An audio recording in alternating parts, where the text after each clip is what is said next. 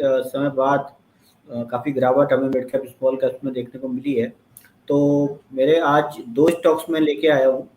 तो मैं आज का मेरा पहला स्टॉक रहेगा, देखिए शुगर सेक्टर में हम देख रहे हैं काफ़ी तेज़ी है। G20 में भी बायोफ्यूल का एक अलायंस का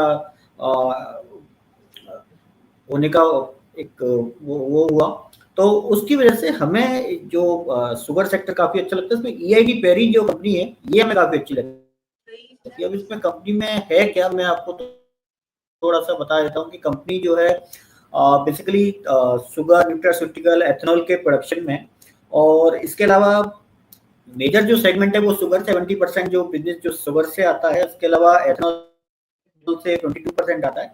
इनका पावर प्लांट भी है थ्रू, तो वहां से भी 6% आता है। बाकी एक छोटा सा इन्होंने एक अभी बिजनेस शुरू किया है न्यूट्रास्यूटिकल सेगमेंट का। अभी इसमें उसका जो इनके सेगमेंट में जो कंट्रीब्यूशन है वो अभी केवल 2% है, बट गोइंग फॉरवर्ड वो भी कहीं ना कहीं इसका बढ़ने की संभावना है। कंपनी 40 से ज़्यादा देशों को एक्सपोर्ट करती है अपने प्रोडक्ट्स। सबसे अच्छी बात है कि पेडिग्री बढ़िया है, मुरुगप्पा ग्रुप की कंपनी है, तो इसकी वजह से एक अच्छी पेडिग्री मिलती है। कंपनी अपनी जो कैपेसिटीज है उनको बढ़ा रही है। पीछे अपनी जो 2 प्लांट है वहाँ पे 120 की एलपीडी और 45 की एलपीडी का ये एक्सपेंशन आने वाले टाइम में कर रहे हैं, जो कि इस वित्त वर्ष के अंत तक खत्म हो जाएगा। तो कहीं ना कहीं उसके बाद इनको डेफिनेटली एडिशनल रेवेन्यूज और एडिशनल प्रॉफिटेबिलिटी इनकी इंक्रीज होगी। इसके अलावा एक और पॉजिटिव चीज ये है इस स्टॉक में कि कंपनी की खुद की मार्केट कैप 9,500 करोड़ के आसपास है, और इनका जो स्टेक है, इनकी एक और लिस्टेड कंपनी है कोरोमंडल इंटरनेशनल, उस कंपनी में जिसका की मार्केट कैप करीब 27,000 करोड़ के आसपास है, और उस कंपनी में इनका खुद का स्टेक 56%, तो उसकी वैल्यू करीब करीब 15 करोड़ के आसपास आती है। यानी कि आपको एक ऐसी कंपनी जिसकी खुद की मार्केट कैप 9,000 करोड़ है और जिसके पास 15 करोड़ के आसपास की मार्केट वैल्यू का इन्वेस्टमेंट पड़े हुए हैं, तो वो कंपनी आपको 9,000 करोड़ के मार्केट कैप में मिल गई। तो ये बहुत बड़ा पॉजिटिव इनके साथ है। इसके अलावा कंपनी जो है अपनी कैपेसिटी तो बढ़ा ही रही है, जिससे काफी वैल्यू एडेड प्रोडक्ट की कंपनी आने वाले टाइम में लाएगी। बात करेंगे अगर इनके फाइनेंशियल्स की, तो देखिए केवल 12 के पीई पे स्टॉक अभी अवेलेबल है। जबरदस्त रिटर्न ऑन कैपिटल है, 27% का रिटर्न ऑन कैपिटल है, 16% का रिटर्न ऑन इक्विटी है।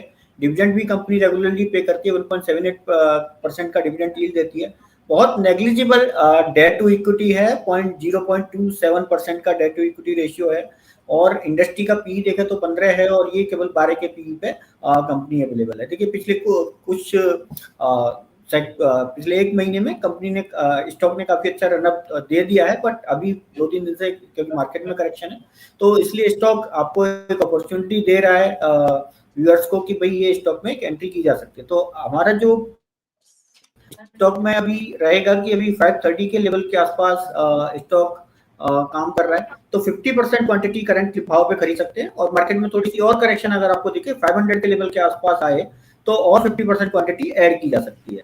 डेफिनेटली यहाँ पे ये स्टॉक में आने वाले टाइम में अगर आपका नजरिया थोड़ा सा बड़ा रखें, 1 से 2 साल का रखें, तो मुझे लगता है इस स्टॉक में हमारे जो टारगेट्स रहेंगे कहीं ना कहीं 750 से लेके 780 तक के टारगेट आने वाले 1 से 2 साल में डेफिनेटली इस स्टॉक में देखने को मिल सकते हैं। तो एक अच्छी अपसाइड अगले 1 से 2 सालों में लॉन्ग टर्म इन्वेस्टमेंट स्टॉक में की जा सकती है। जी ठीक है, तो ये है EID पेरी, और उसके बहुत सारे फंडामेंटल रीजन। मेरा दूसरा जो स्टॉक रहेगा जी, मेरा दूसरा जो स्टॉक रहेगा वो एक PSU कंपनी रहेगी, क्योंकि देखिए PSU कंपनीज में काफी अच्छी रफ्तार पकड़ी हुई है और काफी अच्छे रिटर्न्स पिछले कुछ समय में दिए हैं, और गोइंग फॉरवर्ड भी हमें लगता है कि कहीं ना कहीं PSU कंपनी जो है आने वाले टाइम में फोकस में रहने वाली है। तो आज का जो मेरा जो स्टॉक रहेगा वो PSU कंपनी रहेगी, और ये क्योंकि देखिए अब हम देख रहे हैं, पीछे भी हमने बात की थी कि कहीं ना कहीं जो इंफ्रा है, इंफ्रा पे गवर्नमेंट का बहुत फोकस है, और इंफ्रा के लिए कहीं ना कहीं हमें चाहिए मेटल। तो मेटल में आज मेरा जो स्टॉक रहेगा वो रहेगा नेशनल एल्यूमिनियम, नालको जिसे बोलते हैं। 1981 में कंपनी इनकॉर्पोरेट हुई थी, और कंपनी जो है एक नवरत्ना पब्लिक सेक्टर एंटरप्राइज है अंडर मिनिस्ट्री ऑफ माइन, और काफी सारे इनके पास इंटीग्रेटेड बॉक्साइट एल्यूमिनियम के इनके पास भंडार हैं। तो उसकी वजह से इनके जो प्रोडक्ट्स हैं बेसिकली एल्यूमिनियम, थोड़ा बहुत इलेक्ट्रिसिटी का भी ये प्रोडक्शन करते हैं, तो उसकी वजह से काफ़ी एक्सपोर्ट भी करते हैं। 99% जो है इनका 45% एक्सपोर्ट से आता है, 55% डोमेस्टिक सेल से आता है, 28% एल्युमिनियम के प्रोडक्शन से आता है, 72% एल्युमिनियम के प्रोडक्शन से आता है। और कंपनी जो है अपना जो प्रोजेक्ट है उसमें एक ऑनगोइंग इनका एक रिफाइनरी प्रोजेक्ट है उसको बढ़ा रही है। इसके अलावा एक 5 लाख टीपीए का एक ब्राउनफील्ड स्मेल्टर भी ये कंपनी ओडिशा में बना रही है। तो उन सब चीजों को देखते हुए आने वाले टाइम में इस कंपनी को उनसे भी डेफिनेटली रेवेन्यूज आने वाले टाइम में देखने को मिलेंगे। तो बात करूं तो केवल 13 के पीई पे स्टॉक अवेलेबल है। गवर्नमेंट कंपनी है, 4.81 का डिविडेंड यील्ड है, डेट टू इक्विटी बिल्कुल नेग्लिजिबल है, रिटर्न ऑन कैपिटल 20% है, रिटर्न ऑन इक्विटी 11% है। और देखिए इंडस्ट्री का पी जहाँ पे 21.8 है, इसका स्टॉक का पी केवल 13 है, तो कहीं ना कहीं काफी अंडर वैल्यू स्टॉक है। और अगर हम इसके मीडियन पी की बात करें तो अगर इसका ऑल टाइम हाई पी की बात करें तो 45 के आसपास का ऑल टाइम हाई पी था, जो अभी 12.8 के पी के आसपास है। तो बहुत ही अंडर वैल्यूड स्टॉक है। और पिछले 5 साल में देखें तो इनका जो सेल्स है वो 8% से ग्रो किया है, प्रॉफिट 70% से ग्रो किया है। हालांकि स्टॉक ने अगर पिछले 5 साल में देखें तो कोई बहुत बड़ी अपसाइड स्टॉक में, अगर पिछले 5 साल को देखें तो बहुत बड़ी अपसाइड स्टॉक ने नहीं ली है।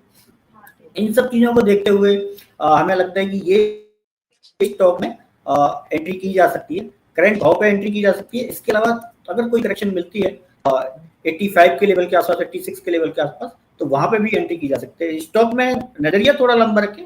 मेटल सेक्टर में आने वाले टाइम में काफी अच्छी हमें लगता है कि कब मेटल सेक्टर में जो वीकनेस अभी तक थी वो आने वाले टाइम में लगता है खत्म होती नजर आएगी, और कहीं ना कहीं मेटल सेक्टर में तेजी नजर आएगी। तो उसकी वजह से नेशनल एल्युमिनियम में भी कहीं ना कहीं आपको एक तेजी देखने को मिलेगी। तो हमारे स्टॉक में जो अभी इनिशियल टारगेट जो रहेंगे 124 के आसपास के टारगेट रहेंगे, और उसके बाद एक बार 124 के आसपास के टारगेट्स अगले 1 साल के लिए हम देख सकते हैं। और उसके बाद 124 के बाद आसपास दोबारा एक बार रिव्यू किया जा सकता है कि टारगेट इसमें काफी बड़े हमें देखने को मिल सकते हैं। जी, तो पब्लिक सेक्टर यूनिट से नेशनल एल्यूमिनियम यानी नाल्को जहाँ पे है नजर राकेश जी की, तो वो भी आपको बता दिया है और उसके रीजंस भी बता दिए हैं। तो ये बहुत जरूरी है, लर्निंग विद अर्निंग का प्लेटफॉर्म है, सीखते चलते हैं कि कौन से स्टॉक्स पकड़ने हैं और क्यों, तो वो भी बहुत इंपॉर्टेंट है। तो खास show market live Monday to Friday लेकर के आते हैं।